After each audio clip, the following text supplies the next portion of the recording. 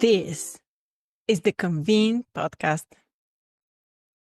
Welcome to another Convene talk. As this is our first talk for 2026, we have a very special topic today. So without further ado, Michelle, over to you. Thanks, Maggie. So in 2026, we are celebrating the 40th anniversary of Convene, and we are waist high in plans for Convening Leaders. And we'll be celebrating at Convening Leaders our 40th anniversary. And then in the issue, every issue in 2026, we're going to look back on a topic or an issue that we think was relevant at the time and still is relevant today from our archives.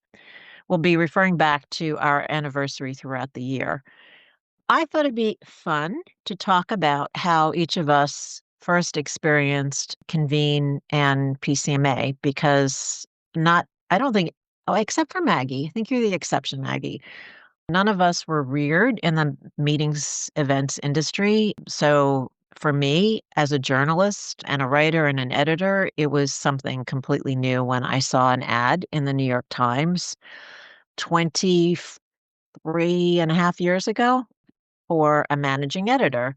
And we had the internet back then. So I did a little bit of research on what PCMA was and what Convene was. And I discovered this industry that I didn't, like many people still today, didn't realize existed. So I had been at conferences. I worked in the book industry, book publishing industry. I had been at book fairs. I had been at book conventions. I had been at sales conferences for Random House, my previous employer. So I knew all this stuff. I had been at these events, but I just didn't realize there was an industry behind it.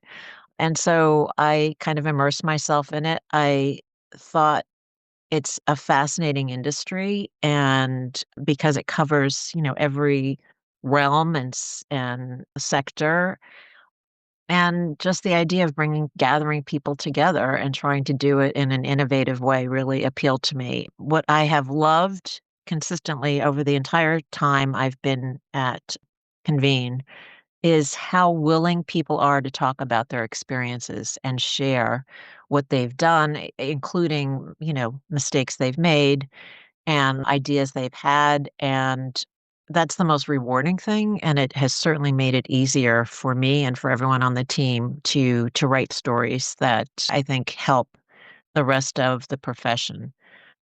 So that's my story. Who wants to go next on how they were introduced to Convene? Barbara.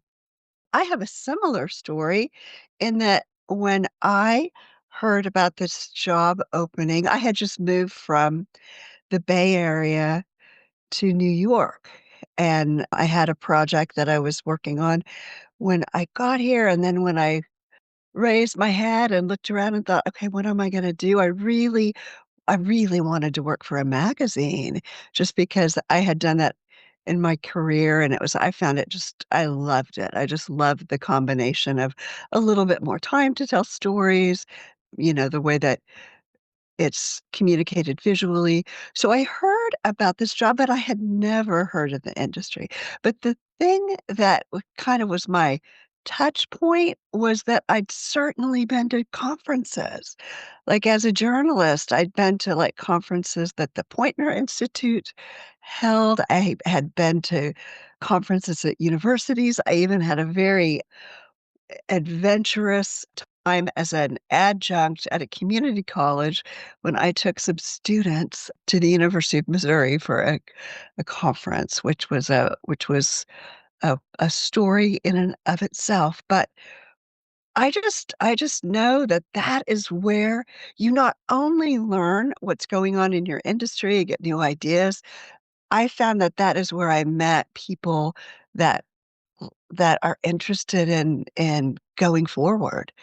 Like, you meet people that are really interested in meeting other people and learning, not just from their organization, but from other people, and just made wonderful relationships. Here's what helped enormously, because I think the internet is much more well developed. LinkedIn, of course, is much more well developed, but Twitter, unlocked so much because it started not too long after I joined Convene, and that's where I just found all these people that were kinda early adopters of technology, tended to be people that were kind of forward thinking, and that was an enormous help to me to make that social media connection early on. And you know what else I loved? We had the greatest designers, and I do think I wasn't too sure about I just wasn't too sure about it, but I was so impressed with the design of the magazine, and I also was very impressed that Michelle had a real editor's column. It wasn't just a pitch to advertisers, it wasn't perfunctory, it was like a real column, and I felt like that was a signal. The attention to the visual, the attention to just, thoughtfulness in the editor's letter just made me think, "Well, this is an actual real magazine," which it has proved to be. I don't think Michelle knows this, but I thought, "Oh, this job will be fine until I find another job." And then I went, "Oh my gosh, this is and I had no idea I would be traveling the world. So for me, it was a lucky, lucky day when I heard about that. So Kate, what's your experience? So similar to you, I first learned about the meetings industry in 2010 in my case, and it was because I went to work for meetings and conventions and successful meetings. So Convene's rival publications. I, like yourself, I was like, wow, not only is this a whole industry, there are all these magazines about it. I was struck though by just how financially significant meetings are as like part of the travel pie. But also I was able to attend IMEX America the first couple of years it happened. I met tons of planners there. And like you mentioned, Barbara, at that point, I did the Twitter for successful meetings and I connected with so many people on the event profs Twitter hashtag and started to follow people.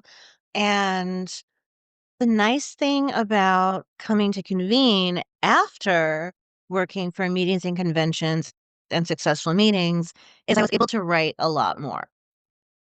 I had to build all of the stories for both websites and incentive, so I was too busy to do much writing at that job, whereas at Convene, when I came to Convene in 2014, not only was I able to attend Convening Leaders for the first time the following year, but I was able to really use some of the connections I had made to do features and more in-depth stories rather than just, destination roundups. This hotel added this many square feet of meeting space. And my favorite thing really is just getting inside the planner's head to see why they make the decisions they do. I know I couldn't do this job, but I think I'm very good at teasing out what is the most important part for the people who actually do it. And you just get that by meeting hundreds of meeting planners over the years. And that's why I'm really excited to go to Philly next week and see some people. Jen. Hi. So, like you, I also got my start in the meetings industry at MNC. And I do feel like that's kind of the pipeline to Convene. I don't know what's going on there, but I mean, I essentially followed that was my first full-time job editor. I had 7 or 8 internships because this was the age of internships and fellowships and even contract positions, but MNC was my first EA job in the magazine industry, which that's kind of like where you start. So I was like 20 years old and incredibly naive and stupid, and I didn't even know what the industry was or where I was or what was going on or anything. So anyway, I worked there for a couple years until the financial collapse of 2008 took me and many other people out. And then eventually what happened is I followed a friend, Hunter Slayton, former senior editor at Convene, who asked me to do some freelance work, and that kicked off a solid decade of freelance work with y'all. And then I ended up here in 2020, and that's all she wrote. But I will say, like, I think my first impression of Convene came before that, and that was with you, Barbara, because we were on a press trip together. Remember, in Florida? Or was it Yes. Florida? Yes, and I'd only been at Convene for a couple of months at that Yeah. point. I was impressed by you, and was just like, "Oh, she seems so thoughtful and intelligent and cool." And so right away, I remember having a positive impression, because I think I was still pretty fresh then. I wasn't really reading the competitors yet. I had no idea what was going on. So that was probably one of my first ever press trips, and I think I remember going and being like, "Wait, there's other magazines about this? Like, how many magazines can there be about the meetings industry?" And so that was my first impression of Convene, was you, Barbara. And Can I then, ask a question, Jen? sure, of course. You said you got along swimmingly with Barbara. Is that because you both were at the event where you had a dinner in an empty pool at the bottom of a pool? Is that the one, Barbara, you told me about? Is that where you that Yes, and stuck with there I me was didn't mean for that this, pun, but that's perfect. yes. it absolutely was, and they always say it's like you can maybe have dinner after dinner that's, like, gorgeous, seamless, beautiful, impeccable. I will never forget going, "We are in the bottom of a swimming pool." There's a little the band was in the deep end, but even where we were, there was the tiniest little bit of a grade. The dinner roll slipping a little bit Oh, you towards the have deep end such a of the good pool. memory. That was like I was 2 months in, and I didn't know which end was up. Oh, me So either. but I I definitely remember hanging out with you at the airport before we left. Yeah, yeah. You guys Yeah. are I think we very were punny. talking for quite a while. Which Yeah. end is up swimmingly? You guys are very punny. Completely unintentional too. We just I knew we rolled were off. somewhere in Florida, but my memory's so bad, I can't remember where. Anyway, that was that was my first impression and experience with Convene and the meetings industry, and yeah, all roads lead to Convene. Yeah. It seems like it, even for me, coming from a different angle. Like Michelle, like you said, I've actually studied event management and I have a whole degree. And I've known about the industry just because I intentionally entered it. Even though it wasn't, there is a little serendipitous moment there as well, because before I started doing my bachelor's, I went to volunteer in Poland. And on the way to my little village in Poland that I had to do my volunteer service, I stopped in Warsaw, and I happened to have a long layover. So for the whole day, I spent in the Sheraton, just because my father had a connection with the GM, who was a Bulgarian lady, and she was showing me around. And she asked me, "What do you want to study?" I said, "I don't know. That's why I'm going for a half a year in Poland, in a tiny village, to figure my life out." And she was showing me a setup. They were doing a setup for an event. And she said, "You know what? You definitely have to think about the events industry, because that's up and coming. If you're confused, that's your way." And I said, "Yeah, yeah, whatever. I mean, sure." Then 6 months later, once I finished with that voluntary service, I randomly saw a scholarship application that was happening. I had to do a test, and the school happened to be exactly offering an event management program. And I was like, well, what are the odds? I should be doing that if I get the scholarship. So long story short, I got the scholarship. I did the whole bachelor's, and it was fantastic. And actually, my university was based in a 5-star hotel with a convention center. So it was hands-on from day one. It was brilliant. And also very hard to do finals when there is a swimming pool right outside. But it was brilliant. And actually, I was trying to remember the first time interacting with Convene, and the difficulty for me was PCMA was back then. So we're speaking 2005, 2009. Back then, PCMA was very locked into North America, and it was very hard to have an interaction when you were based in Europe. But I remember going to my first IMAX in Frankfurt. And back then, I was one of those people that was going with a giant bag and getting everything from the stands. So I ended up with a very heavy suitcase with lots of magazines as well. So I think that's actually my first interaction with Convene, even though I think I have a better memory when I joined and I had a full-time position.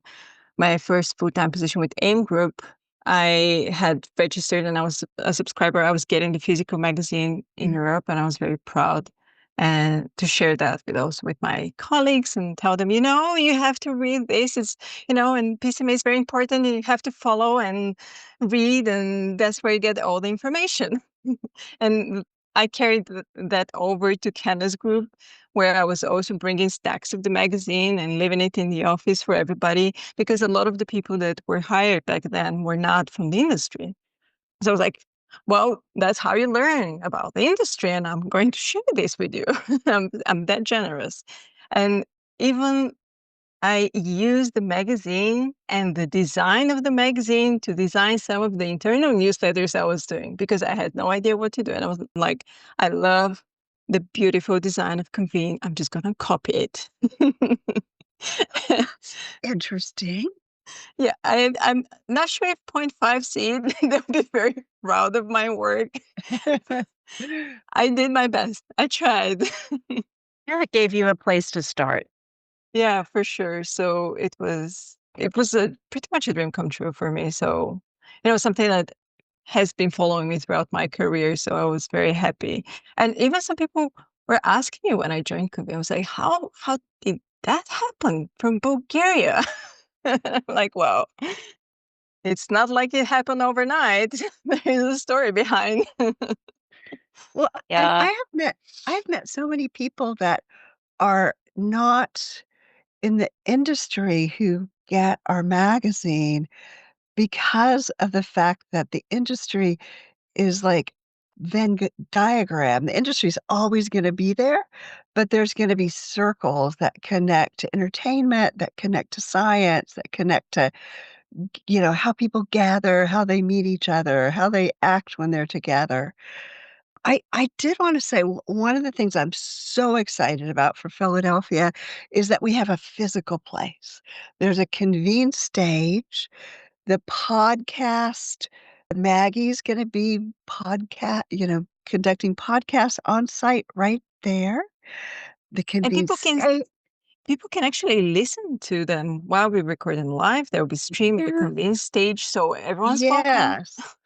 But because Convene is, it's in the magazine, it's in the website, to have a footprint that people can find. And so if, really, really invite everyone to come and say hello and tell us what you like. And oh, if there's something you don't like, that's the best kind of thing to learn. So yeah, I think Yeah, it's going to be really fun. this year we have a really good presence throughout Convening Leaders. We also have 4 sessions, which people can find now in the app, in the program. We've got some people that we've curated very carefully, and they really reflect what we stand for, what we write about. So it'll be definitely nice to attend. So everyone's welcome if they want to join. We have a big presence in the museum, right? And so that's another way for people to experience Convene through the years. For those that maybe don't know us for that many years, but still they can see a lot of artifacts and cool historical moments. And of course, we'll be doing the daily emails as each year. So we'll be keeping everyone up to speed with what's happening each day. I was reminded yesterday when we had an internal staff call about the event that 20 years ago we were in Philadelphia, and that was the first time we published dailies, physical dailies. And I remember driving my minivan, because my girls were young at that time, to the printing company every night to make sure that everything was being done correctly. So the e-dailies feel like a breeze compared to that. We had to sweat out the room drop and when they were delivered at 5 in the morning and making sure that they got to the hotels and all of that stuff. So in addition to the fact that we're being more sustainable, I think it's just it's much better for us. Receiving those physical dailies, it was such a treat. I know it was so much hard work, but it was such a treat, especially waiting for you at the hotel. For me, that was such an American experience. It's like, oh, I'm just getting my mail, delivered to my room because you don't get that here anywhere. Yeah, That was cool. there's a lot of coordination, and I remember just like anxiously getting up early in the morning and peeking out the hotel room door to see if there are if the convenes were down the hallway outside each door. Yeah. Yeah, they were. And it was fun to get on a shuttle and see people reading the dailies because everyone wants to see pictures of their colleagues and see if they made it into the magazine themselves. Or not magazine, the issue or the daily. Oh, now we do it digitally. It was hard to really go to many more sessions that weren't part of the editorial that was scheduled. And we would always manage to meet people and understand what's going on, but I love to be able to go and just drop in on sessions that I know now I'm interested in, but also those ones you just are like the sleepers and the things that you, like, didn't know you were interested in until you're in the room. So, that's always a really fun part of it. And sometimes the best ideas for stories come from those sessions, not necessarily what's presented on stage, but that Q&A period where people ask questions or they offer up their own examples. You have your notebook there and you just write this down and make sure you follow up with them because there's like really great ideas floating around at convening leaders. I was just at a press event, and one thing that made me happy is that when I asked some of them what they were looking forward to at convening leaders, one response that was very common was like, I haven't really looked yet. I just go. And it's going to be great. And I just thought, okay, I know conferences like that you're like, oh, I'm going. Like whatever it is, I want to hear it. And that was just, I loved getting that feedback. And I know that there's a big number of first timers there. And I think that's going to be interesting too. It's promising to be a very good event and very good start to the new year as usual. So yeah, it's going to be great. And let's hope that we see a lot of our listeners, not only readers, but also listeners on site. And if you see us, even if we're running to the next session, please stop us, say hi, connect with us. And yeah, we look forward to seeing you in Philadelphia. Thank you all. Remember to subscribe to the Convene podcast on your favorite listening platform to stay updated with our latest episodes. For further industry insights from the Convene team, head over to pcma.org/convene. My name is Maggie. Stay inspired, keep inspiring, and until next time.